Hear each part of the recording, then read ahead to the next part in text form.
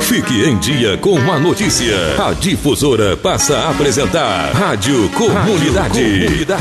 O mais completo programa de entrevistas e debates. Rádio Comunidade. 12:09, boa tarde. Nós estamos chegando, hoje é segunda-feira, hoje é dia 17 do mês de julho, é o ano de 2017 que vai seguindo. E olha, a partir de agora, nós estaremos juntos em mais uma edição do Rádio Comunidade. E como sempre, estamos abrindo aqui os nossos trabalhos na semana e nesse espaço, nesse momento, a gente tem a oportunidade de debater assuntos e levantar questões que vão de encontro com os anseios da nossa querida comunidade. Quero aproveitar aqui para agradecer você que nos acompanha através aí do bom e velho radinho no 560. Muito obrigado, grande abraço para todos. Você que está na NET Brasil, mundo afora, abraço para todo mundo. É para nós um prazer também podermos ter você, patrocinense ausente, claro, matando saudades da terrinha e sabendo das informações que circundam aqui a nossa região. Claro, algumas de nível Brasil, né, e que podem ser implementadas também aonde a pessoa se encontra. Então, nosso muito obrigado pela sintonia.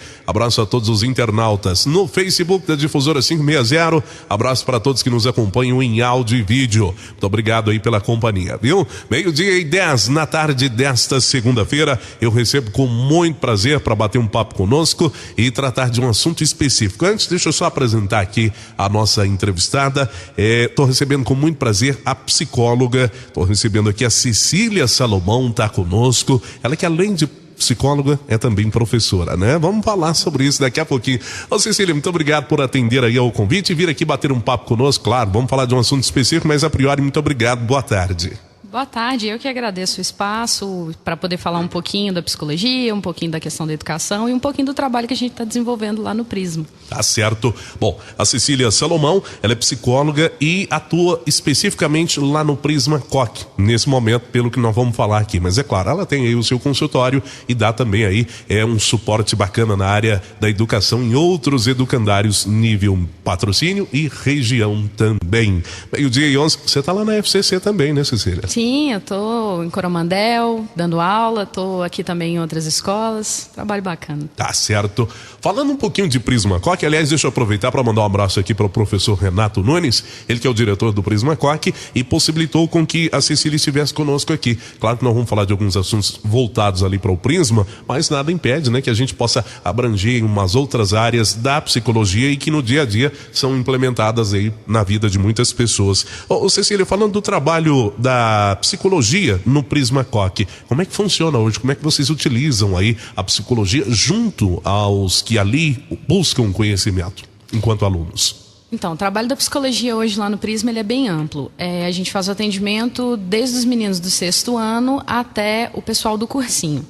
A psicologia ela tem uma função de vir para atingir aquilo que escapa à questão da educação. Então, às vezes é um pouco confuso, o pessoal fica meio na dúvida do mas o que o psicólogo vai fazer? Ele vai fazer um atendimento clínico? Vai fazer uma consulta para falar das questões pessoais? Ou é uma coisa que é mais pedagoga? O que é isso? A gente faz um trabalho para atender a questão seguinte. A pedagogia vem e vai tentar passar um conhecimento, vai passar a tentar contornar questões que são pessoais. Só que existem vários fenômenos psicológicos que escapam a isso. Então, adquirir um conhecimento é uma coisa muito mecânica, de certa forma. Só que você está falando de pessoas, você está falando de adolescentes, você está falando de crianças, que vão ter questões que vão ultrapassar isso, questões que são próprias do desenvolvimento psíquico. A função do psicólogo é vir e ajudar a amenizar essas questões, ajudar a fazer com que aquele ser humano esteja pronto para adquirir as coisas que a escola tem para oferecer. Então, com os meninos do ensino médio, eu faço um atendimento muito voltado principalmente à questão do vestibular, porque isso está muito forte para eles. Com os meninos do fundamental, eu já faço um trabalho mais amplo para abranger as questões da adolescência, que são muito marcadas, as questões dos sentimentos, que vão estar... É um momento de descobertas ali, né? Sim. Tanto educacional quanto de mundo, de vivência. O período da adolescência ele é muito delicado, porque é o momento que você vai começar a sair da infância e vai começar a viver o mundo. E a escola é o meio do caminho para isso. Então é preciso que a escola esteja atenta a dar oportunidade para esses meninos de viverem a querer viver, a querer fazer outras coisas. Então a escola ela tem um papel de guiar um trajeto que é muito delicado, uma transição que é muito delicada, de oferecer possibilidades, de oferecer vontade para os meninos. Então, a gente tem que estar muito atento a esse momento. É muito comum os pais ficarem muito ansiosos. Mas e agora? Meu filho já não é tão criança. A gente vê essa transição muito clara dos meninos do 6º para os meninos do 8º, por exemplo, esse momento, sabe? Mas ele é tão pequenininho, mas já é adolescente.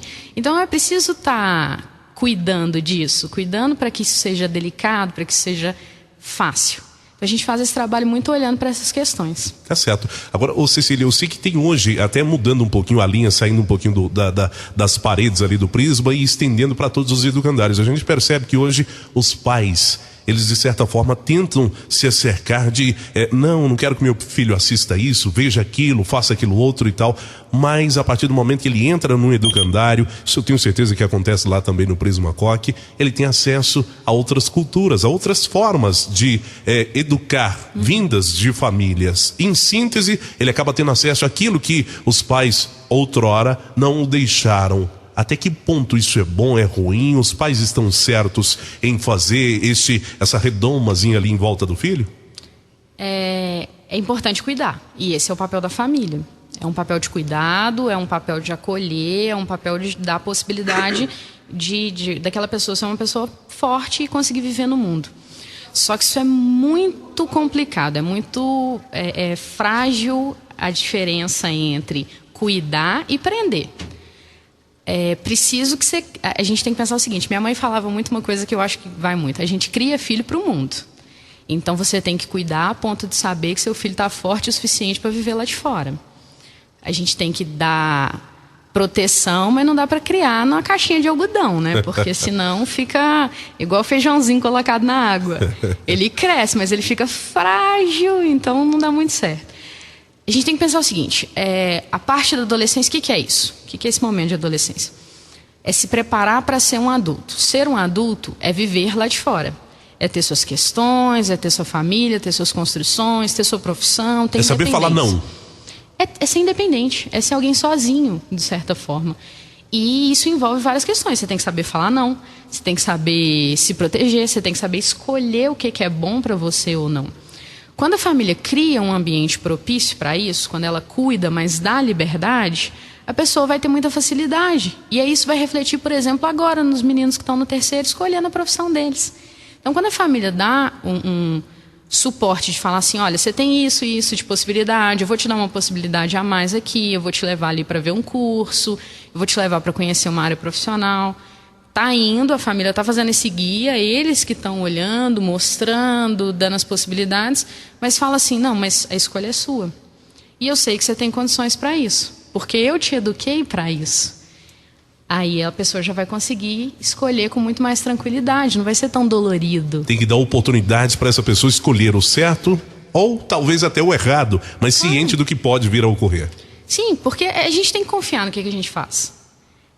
A gente tem que saber o tanto de soltar. Você tem que ter guia, mas você tem que soltar. Porque senão a pessoa vai ficar sempre dependente. É um jogo de dependência e independência. Quando você confia, quando você dá amor, você sabe que aquilo vai crescer, vai separar, mas vai voltar. Vai ter um laço que ele possibilita que você se distancie, mas ele não rompe. Quando você cria muito próximo, muito fechado, muito travado, uma redomazinha, qualquer pulada para fora, você quebra aquele vínculo. Porque tá tudo muito grudadinho, tá tudo muito rígido. Ou seja, você deixa ali a criança ou adolescente, ele frágil a receber uma oferta que o mercado oferece a todo instante. Claro que tem algumas que são satisfatórias, e temos também aquelas ofertas meio que malignas que o mercado ele disponibiliza. E aí esse adolescente ele pode estar vulnerável a algo que talvez não levaria para um caminho correto. Sim, o mundo lá de fora tem coisas positivas e tem coisas negativas. Sempre foi assim, sempre vai ser. Em alguns momentos as coisas aumentam, obviamente. Você tem momentos em que existe uma fragilidade maior das regras, existe mais oferta de coisas que são prejudiciais. Mas se você tem um educar, eu acho que é uma questão de educar mesmo, tanto da escola quanto da casa, um educar que permite conhecimento, que permite compreender as coisas que estão envolvidas em cada questão que você se depara no mundo lá de fora, você consegue ter uma independência. Você consegue fazer com que a pessoa escolha ciente das questões e ciente de que talvez ela tenha que bancar consequências disso. Tá certo. Falando em bancar consequências, ô Cecília, um momento que pode ser no momento ali uma escolha, mas virão depois as suas consequências. A escolha do curso que o filho vai estar, obviamente, se preparando e fazendo futuramente. É uma escolha que o filho tem que fazer sozinho, ou a família tem que estar junto ali? E se tem que estar junto, como que funciona essa decisão? Que eu sei que você lida com isso lá de forma especial, você citou agora. Eu tô trabalhando com as meninas da orientação profissional. Aliás, um beijo pro meu grupo de orientação profissional. Provavelmente as meninas estão lá me escutando. A gente trabalha muito com essa questão da escolha, porque ela está muito próxima. Mas eu costumo falar muito com os meninos o seguinte... E ela chega num momento de vulnerabilidade. Sim, é um momento muito delicado. É um momento que você está... Aqui em Patrocínio a gente ainda tem uma questão a mais. A grande maioria dos meninos ainda vai ter que sair para escolher o curso, para fazer o curso que quer, para poder morar fora. E isso não é fácil. Tem que se deparar com a questão de que agora... Dependendo do curso que você escolher, acaba sendo inevitável que você vai sair da casa dos seus pais.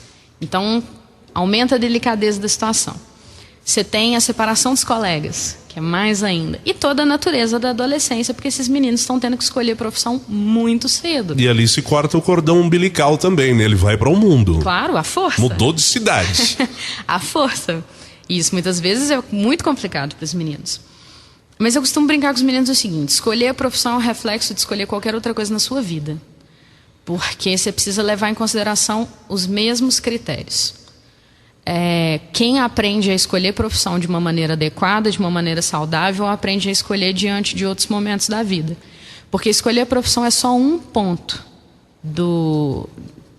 O curso é só um ponto da escolha profissional. Mas adiante você vai ter que escolher que área, depois qual lugar que você vai trabalhar, se você vai trabalhar com aquilo ou não. Então é preciso aprender a escolher. E escolher envolve uma série de questões. Envolve quem você é, de onde você vem, e aí entra o papel da família. Quem você está se tornando agora, entram os amigos, entra a escola, entra o ambiente no qual você vive, e quem você quer ser no futuro. São 3 momentos muito importantes. A família ela vai participar massivamente desse primeiro momento, que é quem eu sou, quem eu me tornei, qual que é a minha história de vida. Os pais devem participar porque escolher sozinho é muito difícil. Eles são novos, eles estão passando por uma série de questões, então é bom ter um apoio da família. Mas aí que vem, apoio. E não falar o caminho é aquele pronto. Isso, e não colocar o menino na frente da direção e falar assim, segue isso porque é isso que eu quero. Que o pai tem muito isso, né? A família tem muito isso. Ah, o pai queria ter feito medicina, não fez devido às situações e tal. A mãe queria ter feito um curso de artes cênicas, não conseguiu e tal, coisa do tipo. Então eu quero que meu filho faça. Isso é muito mais fácil quando alguém escolhe pra gente. Muito mais. Eu falo isso pros meninos, assim, às vezes eles vão lá e ficam assim, que profissão que eu faço, o que eu faço, o que eu faço. Aí eu falo assim, você quer deixar a responsabilidade pra mim, né? Você quer que eu tenha... Os meninos se perguntam isso, né? Sim, aí eles querem, eu falo, vocês querem que eu tenha toda a responsabilidade, mas deixa eu te contar, se eu tiver a responsabilidade, se eu escolher errado, nossa, aquela psicóloga horrorosa fez isso comigo. Mas se eu escolher certo, o mérito também é todo meu. Ninguém vai poder depois falar assim, nossa, eu sou tão feliz na minha profissão porque eu escolhi isso. Não, eu sou tão feliz na minha profissão porque a Cecília me deu a minha profissão. Não tem graça. Então, assim, é muito mais interessante. Os pais... Claro, os pais vão sentir que eles estão protegendo os filhos quando eles já deixam um caminho pronto. Porque eles não precisam ter aquele trabalho todo de galgar o caminho por conta própria. A gente sabe, quando a gente vai sozinho, a gente pena muito mais. Muito mais mesmo. Mas a gente sabe direitinho voltar sozinho e fazer aquele caminho quantas vezes for necessário. Quando alguém vai e ensina o caminho pra gente, a gente chega muito mais rápido, fica tudo muito mais prático. Mas se a gente precisar voltar no início, a gente pena muito mais, porque a gente sente que a gente não conseguiu concluir aquilo e depois a gente sente que a gente está completamente sozinho de novo. É importante sugerir. Claro que os pais têm todo o direito de falar, nossa, eu queria tanto que você fizesse tal profissão, ia realizar meus sonhos. Mas aí que tá, o termo usado por você, sugerir. Sim. E não obrigar. Todo pai sempre vai falar o que quer de um filho. Isso é importante. Normal, né? E é importante. É importante eu marcar para o meu filho o que eu quero dele. Porque isso faz com que a pessoa tenha também um norte, tenha um guia possível. Que seja falar assim, eu quero atingir, eu quero atender à vontade do meu pai. Ou que seja falar assim, eu não quero nada disso que meu pai está me falando. Então é bom ter uma referência. Referências, elas são positivas, desde que elas não sejam obrigações, desde que elas não matem a minha personalidade, desde que elas não me travem, não funcionem como prisão para mim. Porque essa é o cuidado do jogo de vontades de um pai. Ele pode falar, eu queria que você fizesse isso, eu queria que você fizesse aquilo, mas quando ele determina, muitas vezes ele traz a infelicidade do filho, porque ele não vai ter liberdade de ser quem ele gostaria. E essa função do psicólogo, a gente sabe que deveria ser uma constante em todos os educandários do Brasil, lamentavelmente não é, né? Claro que tem um aí que é um ou outro que disponibiliza 1 ou 2 vezes na semana, mas lá no Prisma, o Renato, a turma, a professora Veronice, disponibiliza, no caso, o seu papel, a sua função diariamente para todos, né? Sim, o Prisma ele tem uma tradição. É um diferencial. E tem uma tradição nisso já. O trabalho do Prisma já vem pensando com a questão da psicologia há um certo tempo. Eu estou lá desde o ano passado e a direção faz muita questão do trabalho de psicologia. É um trabalho de parceria muito próximo. Isso é uma tranquilidade, inclusive, para os pais. Claro, qualquer questão que os pais tenham, eles podem entrar em contato, podem me ligar. Eu estou à disposição também para conversar com eles, não só com os meninos, porque é o que eu falei no início. Como é uma questão de tudo aquilo que foge da educação, a família é uma dessas questões. E muitas vezes o que está acontecendo em casa vai atravessar as questões educacionais. Às vezes a pessoa está passando por um período em casa mais complicado, tem algumas outras questões familiares que estão envolvidas aí. E uma reflete na outra, da escola para casa e de casa para a escola. Sim.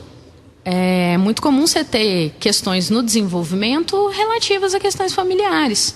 Então eu estou à disposição para isso também, para escutar o que os pais estão trazendo. Porque ninguém melhor do que eles para fazerem esse termômetro. Eles estão todos os dias com os meninos. Então, quando eles sentem, nossa, o desenvolvimento do meu filho está caindo. Eles não podem ler isso só como, nossa, baixou nota, vou dar um castigo.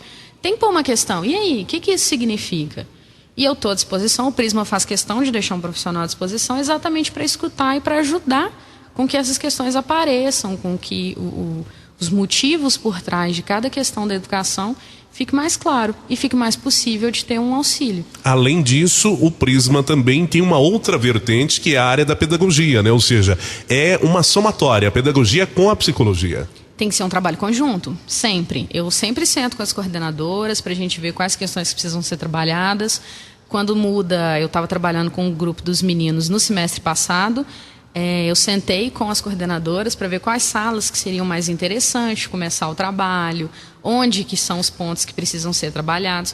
Então, o trabalho da psicologia educacional, ele não pode ser confundido com um consultório. Eu não estou fazendo lá com os meninos o que eu faria no meu consultório, de fazer um atendimento individual, recorrente, semanal, de fazer aquele acompanhamento próximo de questões que são muito particulares. Eu vou estar trabalhando com as questões da educação. Muitas vezes elas envolvem questões que são particulares, que precisam de uma certa atenção. Mas eu não posso me focar só nisso. Que é o caso do trabalho que a gente vai começar agora no segundo semestre. Que ele perde toda aquela característica clássica da psicologia clínica. Eu vou estar trabalhando com os meninos no acompanhamento individual dos estudos. Eu vou sentar com eles, vou olhar a possibilidade, vou ver como é que estão as notas, quais os cursos que eles querem, com a nota de corte de cada curso, e a gente vai fazendo uma programação de desempenho para eles. Tipo, onde o aluno está deficiente, isso. Aonde ele está além do suficiente. Sim, onde melhorar, como melhorar. Isso de forma individualizada? De forma individualizada com os meninos do terceiro e do semi. A gente fez no início do ano já, e aí vai ser reforçado agora no segundo semestre, o grupo de planejamento de estudos, que eu sento com os meninos e a gente faz um quadro de estudos individualizado. Porque aquela coisa tradicional, eu acho que parte das pessoas tem isso. A gente comprava um caderno e aí vinha na primeira folha do caderno os adesivos, nas costas vinha assim, como estudar. Isso é verdade. Todas as dicas de como ter um bom estudo, o que você faz, como que você planeja seu horário. E às vezes até vinha o quadrozinho já montado para você, que dia estudar cada matéria, como estudar. Mas isso é muito individual. Então é preciso que eu escute os meninos e ajude eles a se adequarem para ter aquele desempenho adequado, para ter o desempenho esperado. Então eu sento com eles, ensino as melhores técnicas, ensino como pensar o estudo, tem vários estudiosos dessa área, e penso nas questões que estão envolvidas, atenção, concentração, as questões que são particulares. Monto com eles o quadro e aí a gente vai pensar nessa questão de desempenho a partir das notas do simulado. Isso para chegar lá no fim do ano já com todo mundo afiadinho? Sim. Todo mundo acompanhando o mesmo conteúdo? A expectativa é que a gente consiga dar a possibilidade para esses meninos de atingirem a nota do Enem que eles precisam para passar nas universidades. Falando em Enem, Max Enem, tá ainda com inscrições abertas, não tá? Sim, as inscrições estão abertas, inclusive para quem estiver fazendo as inscrições tem um sorteio de uma mensalidade. Que bacana. Sim. Então tá bem bacana. Isso para todo mundo? Ou só para quem está lá no Prismacoc hoje? Todos que fizerem inscrição no Max Enem. O trabalho do Max Enem vai ser muito bacana. A gente está com um material novo, um material que pega bem firme na questão dos exercícios. É um material muito elogiado fora da cidade, que tem em várias escolas que tem um índice de aprovação altíssimo, inclusive escolas que são conhecidas pelo alto índice de aprovação em medicina. Eu acho que vai ser muito legal para quem está pensando aí em fazer um suporte dos estudos também. Às vezes está no terceiro ano em outra escola, mas quer fazer o cursinho. Parou há muito tempo atrás, mas quer recuperar o tempo perdido. Pode, claro, dá pode. tempo. Deve, aliás, porque é muito bom ter o contato com os professores. A gente tem professores de altíssimo nível, tanto para o cursinho da tarde quanto para o cursinho da noite. São os mesmos professores de fora, professores da cidade, mas todos muito bem qualificados e que vão estar podendo dar essa possibilidade da pessoa estar mais afiada para o Enem. E claro, junto com o trabalho da psicologia, a gente está lá à disposição para todos. Tá certo. Cecília, muito obrigado por ter estado aqui, uma excelente semana para você. Eu que agradeço, muito obrigado pela oportunidade, muito obrigado ao Prisma também por ter me dado esse espaço aqui. Eu agradeço a todos e boa tarde. Vem aí o Jornal da Itatiaia. Boa semana, boa tarde.